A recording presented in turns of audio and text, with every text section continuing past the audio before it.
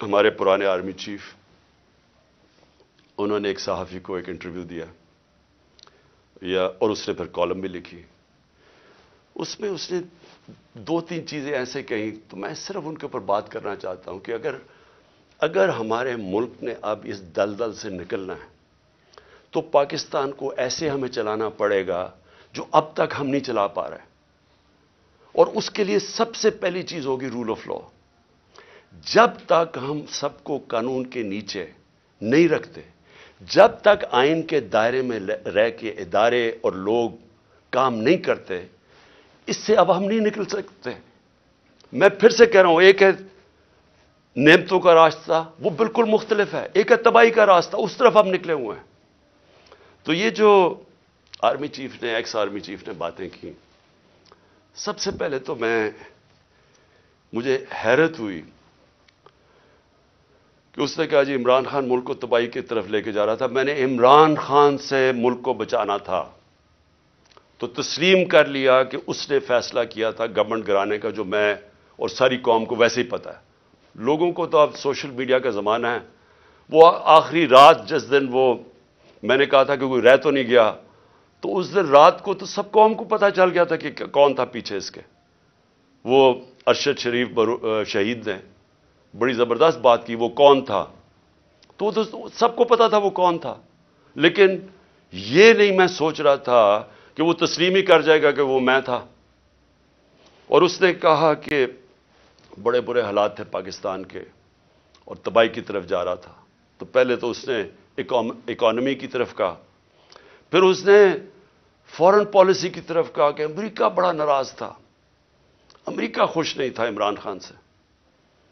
اور foreign policy کا بھی وہ ایکسپرٹ تھا. پھر اس نے سیاست کی بھی کوئی باتیں کی، بڑا لمبی بات چیت کی. پھر وہ شوکت ترین کے اوپر کہہ دیا کہ اس نے اکانومی تباہ کر دی.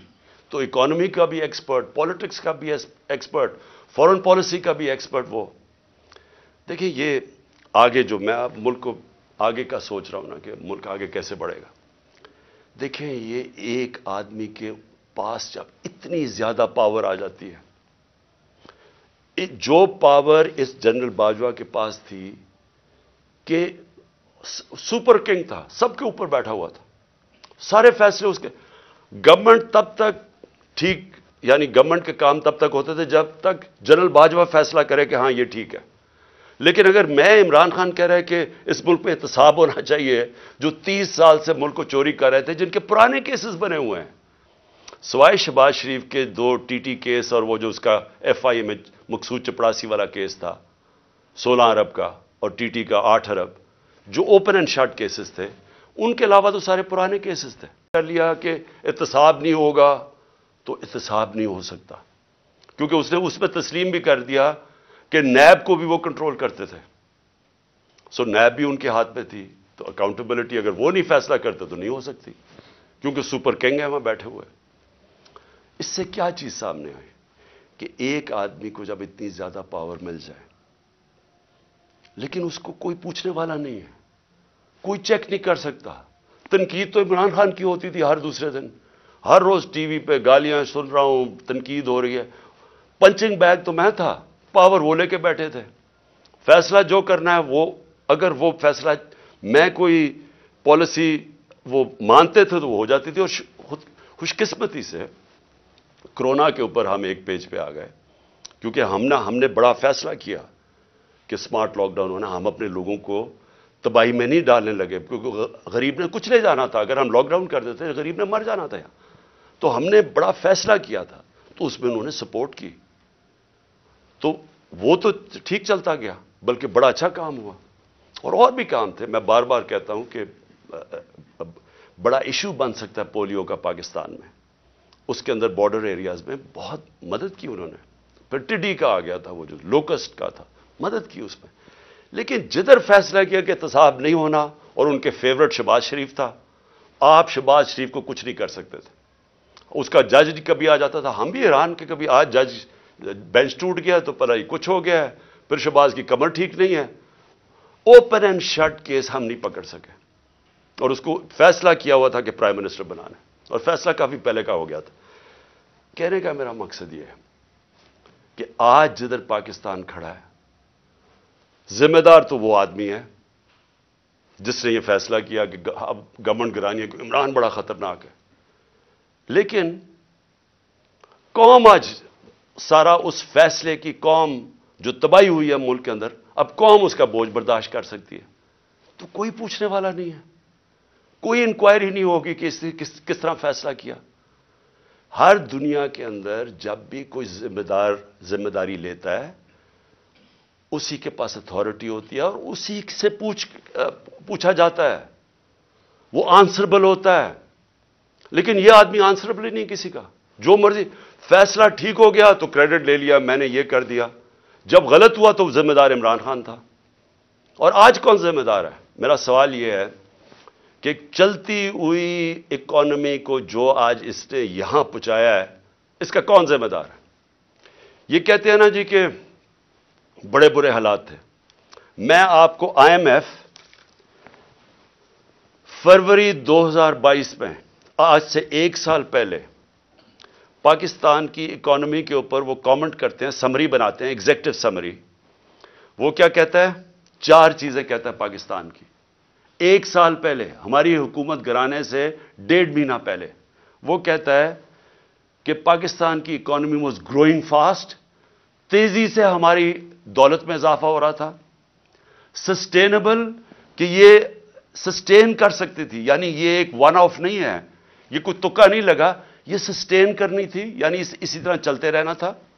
اور اس میں وہ کیا کہتا ہے یہ بھی ذرا سنیں، وہ کہتا ہے کہ 7 سالوں کے اندر پاکستان کی جو مڈل کلاس میں اضافہ ہوگا، یعنی جو مڈل کلاس جن کے حالات بہتر ہوں گے، وہ 6 کروڑ لوگ اوپر جائیں گے، مڈل کلاس بنیں گے پاکستان کی، آئی ایم ایف کہہ رہا ہے۔ پھر کہتا ہے انکلوسو۔ انکلوسو کا کیا مطلب ہے؟ کہ صرف امیر امیر نہیں ہو رہا، انہوں نے کہا کہ سارا آبادی اس کے اندر شامل تھی، غریبوں کے لیے ہیلتھ کارڈ، لانسٹ جو کہ دنیا کی لیڈنگ میڈیکل جرنل ہے، جو ساری دنیا کے ٹاپ ڈاکٹرز وہ جرنل پڑھتے ہیں، جس کو لانسٹ کہتے ہیں، لانسٹ پاکستان کے ہیلتھ کارڈ کی تعریف کر رہا تھا، اور وہ تعریف اس لیے کر رہا تھا کہ پہلے تو یہ نچلے طبقے کو پہلی دفعہ ایک انشورنس ملی کہ غریب گھرانہ کسی بھی ہسپتال میں جا کے اپنا 10 لاکھ تک علاج کروا سکتا تھا۔ یہ انہوں نے لانسٹ لکھتا ہے کہ ہمارے سے بہت امیر ترین ملکوں کے پاس بھی یونیورسل ہیلتھ کوریج نہیں تھی جو پاکستان میں تھی۔ اور اس کا جو دوسرا کیا پہلو تھا کہ ہمارے جو پرائیویٹ سیکٹر ہے جو دیہاتوں میں نہیں جاتا، جو ہمارے گورنمنٹ ہاسپٹلز ہیں وہاں دیہاتوں میں ڈسٹرکٹ ہاسپٹلز خالی پڑے ہوتے ہیں، ڈاکٹرز نہیں جاتے، نرسز نہیں جاتے، وہاں سارے بیچارے ادھر سے اٹھ کے لوگ آ جاتے ہیں ڈویژنل ہیڈ کوارٹرز یا بڑے شہروں میں۔ تو پہلی دفعہ پرائیویٹ سیکٹر دیہاتوں میں جا رہا تھا، انہوں نے چھوٹے چھوٹے ہاسپٹلز بنانے شروع کر دیے ہیلتھ کارڈ کی وجہ سے۔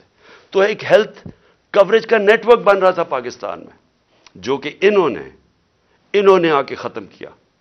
اور کیوں کیا؟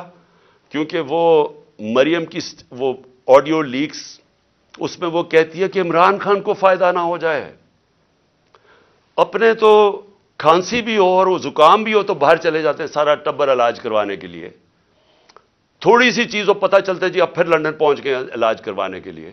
اور کوئی ایسا دو دنیا میں صرف ملک ہیں جو کہ مریم بی بی کا صرف علاج ہو سکتا تھا، وہاں اور کوئی دنیا میں ہو ہی نہیں سکتا تھا۔ لیکن عام آدمی کا کبھی سوچا کہ غریب گھرانے کے اندر جب ایک بیماری آ جاتی ہے تو پتہ ہے کہ ان کے اوپر کیا گزرتی ہے؟ سارا خاندان غربت کی لکیر کے نیچے چلا جاتا ہے۔ یہ ساری ریسرچ شو کرتی ہے کہ ایک بڑی بیماری وہ لوگ جو غربت کی لکیر سے اوپر ہوتے ہیں، ایک بیماری ان کو نیچے لے جاتی ہے غربت کی لکیر سے۔ تو انہوں نے آ کے وہ ہیلتھ کارڈ ختم کیا جو کہ ہمارا، جب وہ کہتے ہیں نا سسٹین، جب انکلوسو کا مطلب ہوتا ہے کہ وہ ساری قوم کو لے کے، جب ملک میں دولت میں اضافہ ہو رہا ہے تو لوگوں کو بھی ساتھ ہم لے کے چل رہے تھے۔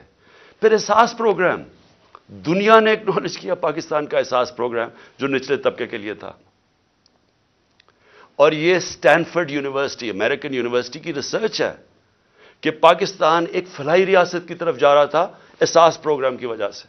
ورلڈ بینک سب نے تعریفیں کی پاکستان کے احساس پروگرام، جو کہ انکلوسیو ریسورس تھی.